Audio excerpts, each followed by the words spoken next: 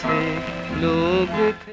Gurudatt Hindi cinema के प्रसिद्ध अभिनेता, निर्देशक एवं फिल्म निर्माता थे। उन्होंने 1950 से 1960 के बीच प्यासा, कागज के फूल, साहिब, बीवी और गुलाम और चौदहवीं का चांद जैसी बेहतरीन फिल्मों का निर्माण किया था। खासकर प्यासा और कागज के फूल को टाइम पत्रिका के 100 सर्वश्रेष्ठ फिल्मों की सूची में शामिल किया गया है। उन्हें भारत का ऑर्सन वेल्स भी कहा जाता है। 2010 में उनका नाम CNN के सर्वश्रेष्ठ 25 एशियाई अभिनेताओं की सूची में शामिल किया गया। उनकी फिल्मों को जर्मनी, फ्रांस और जापान में काफी सराहा गया। इतनी उपलब्धियों के बावजूद इस महान निर्देशक ने लगभग 38 साल की उम्र में दुनिया को अलविदा कह दिया। खूबसूरत और कामयाब पत्नी और 2 बच्चों के पिता गुरु की उस दौर की मशहूर अभिनेत्री से आशिकी के खूब चर्चे रहे।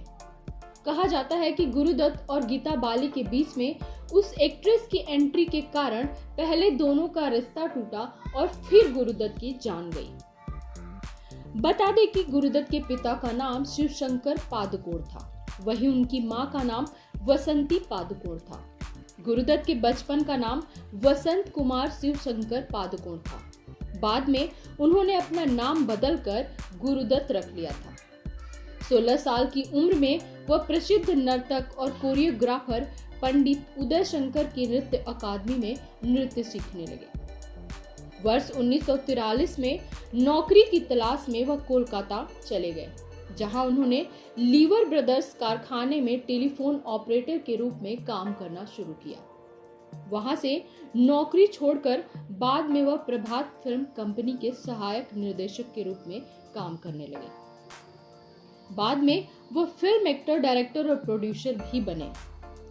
गुरुदत्त जहां सिनेमा में कामयाबी हासिल कर रहे थे, तो वहीं पत्नी गीता दत्त के साथ खुशहाल जिंदगी बिता रहे थे। गीता दत्त अपने समय की बेहतरीन सिंगर थी। उस दौर में गीता को उनकी सुरीली आवाज के लिए जाना जाता था। इस बीच कहा जा रहा था कि दोनों के रिश्ते में कुछ ठीक नहीं है। तभी गुरुदत्त ने 1964 में आत्महत्या कर ली। उस समय उनका बेटा अरुण 8 साल का था। गुरुदत्त का इस तरह से जाना सिनेमा प्रेमियों के लिए किसी सदमे की तरह था। बाद में उनके बेटे ने एक इंटरव्यू में कहा कि उनकी मां गीता दत्त के साथ उनके पिता के संबंध काफी तनावपूर्ण हो गए थे और दोनों अलग रहने लगे थे। अरुण ने बताया कि उनके पिता के जीवन में अंत तक उनकी मां गीता और पिता का दोनों का कोई रिश्ता नहीं रह गया था और 1963 में दोनों अलग हो गए थे।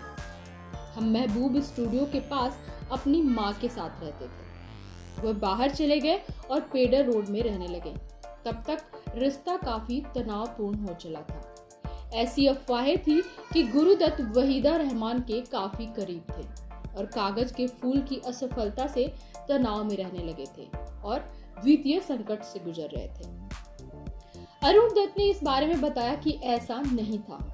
उनके पिता ने इस फिल्म के तुरंत बाद सुपर डुपर हिट 14वीं के चांद के साथ वापसी की थी।